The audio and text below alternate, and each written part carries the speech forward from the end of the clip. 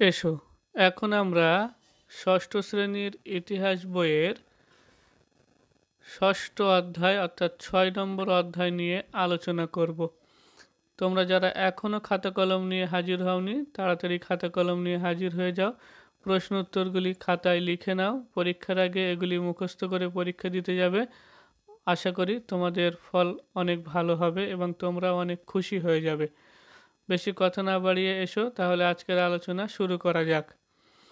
আমাদের প্রথম প্রশ্ন ছিল, ভারতের জাতীয় প্রতীক কোনটি? এটি কত সালে গৃহীত হয়? উত্তর, ভারতের জাতীয় প্রতীক হল অশোক স্তম্ভ।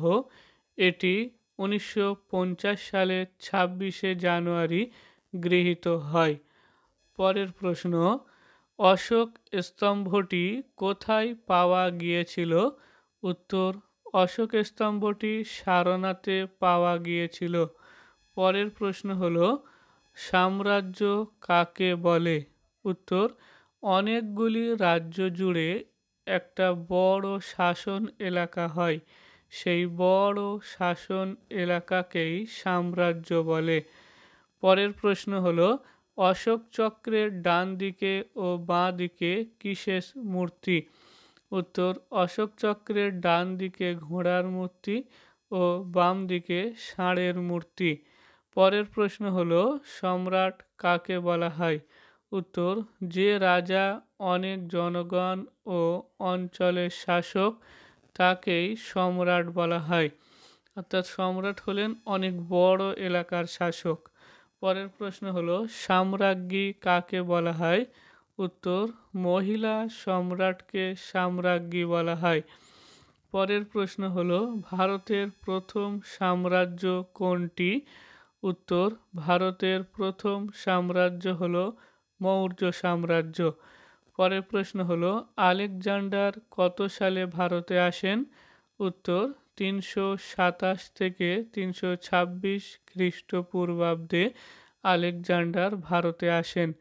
পরের প্রশ্ন হলো, আলেকজান্ডার কোথাকার শাসক ছিলেন? উত্তর, আলেকজান্ডার ম্যাসিডনের শাসক ছিলেন।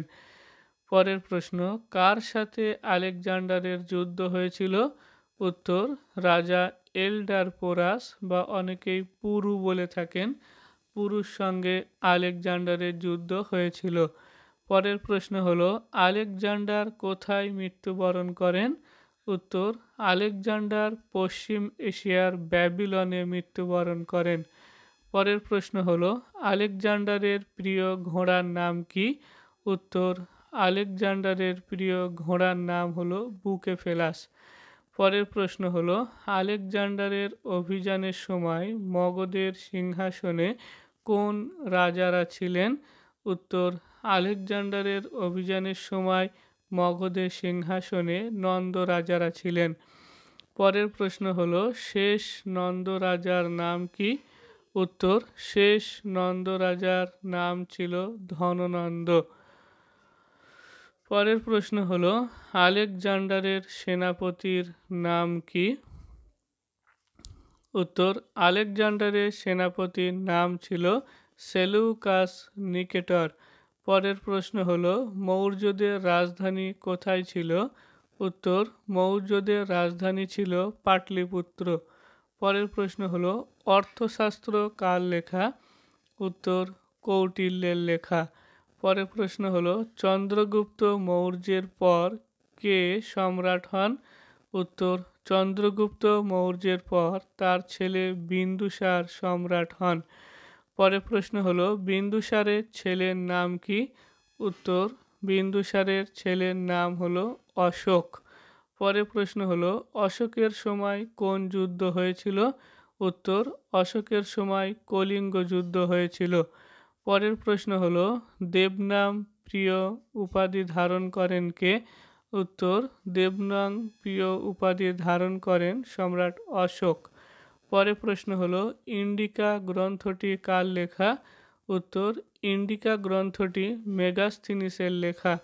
পরের প্রশ্ন হলো, মৌর্য আমলে কত ভাগ কর দিতে হতো? উত্তর, মৌর্য আমলে 1/6 ভাগ কর দিতে হতো।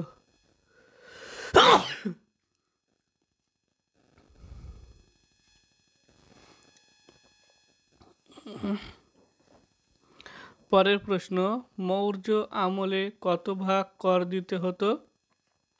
উত্তর, মৌর্য আমলে 1/6 ভাগ কর দিতে হতো। পরের প্রশ্ন হলো, মৌর্য আমলে কি কি কর চালু ছিল?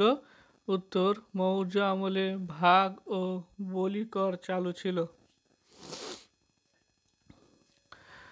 পরের প্রশ্ন হলো, সম্রাট অশোকের সময় কোন যুদ্ধ হয়েছিল? উত্তর, সম্রাট অশোকের সময় কলিঙ্গ যুদ্ধ হয়েছিল। পরের প্রশ্ন হলো, সম্রাট অশোক কোন ধর্মাবলম্বী ছিলেন? উত্তর, সম্রাট অশোক বৌদ্ধ ধর্মাবলম্বী ছিলেন। পরের প্রশ্ন হলো, সম্রাট কুষাণ কারা? উত্তর, মধ্য এশিয়ার কয়েকটি যাযাবর গোষ্ঠী, এরা ইউএঝি শাখার অন্তর্ভুক্ত ছিল। পরের প্রশ্ন হলো, কুষাণরা কোন গোষ্ঠীর শাখা ছিল? উত্তর, কুষাণরা কুয়ে-জুয়াং গোষ্ঠীর শাখা ছিল। পরের প্রশ্ন হলো, কুষাণ সাম্রাজ্য প্রতিষ্ঠা করেন কে? উত্তর, কুষাণ সাম্রাজ্য প্রতিষ্ঠা করেন কুজুল কথফিসেস। পরের প্রশ্ন হলো, কুষাণদের শ্রেষ্ঠ রাজা কে ছিলেন? উত্তর, কনিষ্ক। পরের প্রশ্ন, কনিষ্ক কত সালে রাজত্ব করেন? উত্তর, কনিষ্ক 23 কত বছর রাজত্ব করেন? কনিষ্ক 23 বছর রাজত্ব করেন। কনিষ্ক কত সালে সিংহাসনে বসেন? কনিষ্ক 78 খ্রিস্টাব্দে সিংহাসনে বসেন। এই সমস্ত পর্যায়ক্রমিক ইতিহাসের পরপর রাজাদের রাজত্বগুলি দেখতে চাইলে আমারই দেওয়া ভিডিও ইতিহাসের বংশানুক্রম এই ভিডিওটি দেখে নিতে পারো তোমরা। পরের প্রশ্ন হলো, শকাব্দ চালু করেন কে? উত্তর, শকাব্দ চালু করেন কনিষ্ক। পরের প্রশ্ন হলো, কুষাণদের প্রধান শাসন কেন্দ্র ছিল কোনটি? উত্তর, কুষাণদের প্রধান শাসন কেন্দ্র ছিল ব্যাকট্রিয়া। পরের প্রশ্ন হলো, কনিষ্কের রাজধানী কোথায় ছিল? উত্তর, কনিষ্কের রাজধানী ছিল পুরুষপুর বা পেশোয়ার। পরের প্রশ্ন হলো, কলিঙ্গের শক্তিশালী শাসক কে ছিলেন? উত্তর, কলিঙ্গের শক্তিশালী শাসক ছিলেন রাজা খারবেল। পরের প্রশ্ন হলো, সাতবাহন বংশ কত সালে শুরু হয়? উত্তর, সাতবাহন বংশ 225 সালে শুরু হয়। পরের প্রশ্ন, সাতবাহন বংশের প্রতিষ্ঠাতা কে ছিলেন? উত্তর, সাতবাহন বংশের প্রতিষ্ঠাতা ছিলেন শিমুখ। পরের প্রশ্ন হলো, চীনের সম্রাটরা নিজেদের কি বলে পরিচয় দিতেন? উত্তর, চীনের সম্রাটরা নিজেদের দেবতার পুত্র বলে পরিচয় দিতেন। পরের প্রশ্ন হলো, কনিষ্কের মাথাভাঙা মূর্তিটি কোথায় পাওয়া গিয়েছিল? উত্তর, কনিষ্কের মাথাভাঙা মূর্তিটি দেবকুলে পাওয়া গিয়েছিল। পরের প্রশ্ন হলো, কুষাণ আমলে শাসকদের কি বলা হতো? উত্তর, কুষাণ আমলে শাসকদের ক্ষত্রপ বলা হতো। পরের প্রশ্ন, কুষাণ আমলে কি কি কর চালু ছিল? উত্তর, কুষাণ আমলে ভাগ ও বলি কর চালু ছিল। পরের প্রশ্ন হলো, গুপ্ত শাসকরা কি উপাধি নিতেন? উত্তর, গুপ্ত শাসকরা মহারাজাধিরাজ উপাধি নিতেন। পরের প্রশ্ন হলো, মহারাজাধিরাজ উপাধি কারা ধারণ করতেন? উত্তর, মহারাজাধিরাজ উপাধি গুপ্ত রাজারা ধারণ করতেন। পরের প্রশ্ন হলো, কত সালে প্রথম চন্দ্রগুপ্ত সিংহাসনে বসেন? উত্তর, 319 থেকে 320 সালে প্রথম চন্দ্রগুপ্ত সিংহাসনে বসেন। পরের প্রশ্ন হলো, গুপ্তাব্দ কত সাল থেকে গণনা শুরু হয়? উত্তর, গুপ্তাব্দ 319 থেকে 320 সাল থেকে গণনা শুরু হয়। পরের প্রশ্ন, সমুদ্রগুপ্ত দক্ষিণ ভারতের কতজন রাজাকে হারিয়ে দেন? উত্তর, সমুদ্রগুপ্ত দক্ষিণ ভারতের 12 জন রাজাকে হারিয়ে দেন। পরের প্রশ্ন হলো, করদ রাজ্য কাদের বলা হয়? উত্তর, ইতিহাসে করদ রাজ্য বলতে সামন্ত রাজ্যকে বোঝানো হয়। দুই রাজ্যের রাজার মধ্যে যুদ্ধে যে হেরে যায় সেই রাজ্য জয় রাজ্যের অন্তর্ভুক্ত হয়ে যায়। যুদ্ধে পরাজিত রাজাকে সামন্ত রাজা বলা হয়। যুদ্ধে পরাজিত রাজা যুদ্ধে জয়ী রাজার সঙ্গে এক চুক্তির মাধ্যমে ক্ষমতায় আসীন থাকেন। চুক্তির বিনিময়ে পরাজিত রাজা জয়ী রাজাকে বিপুল পরিমাণ কর দিতে বাধ্য থাকেন। এই কর প্রদানকারী রাজ্যই হলো করদ রাজ্য। পরের প্রশ্ন হলো সকারি উপাধি ধারণ করেন কে?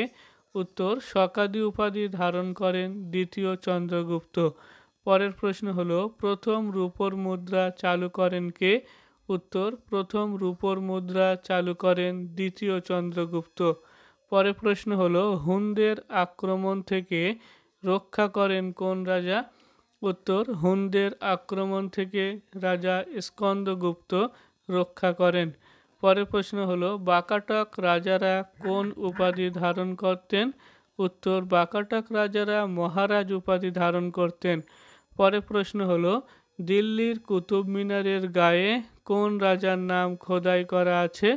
উত্তর, দিল্লির কুতুব মিনারের গায়ে চন্দ্র রাজার নাম খোদাই করা আছে। পরের প্রশ্ন হলো গুপ্ত আমলে গুরুত্বপূর্ণ কর্মচারীদের কি বলা হতো?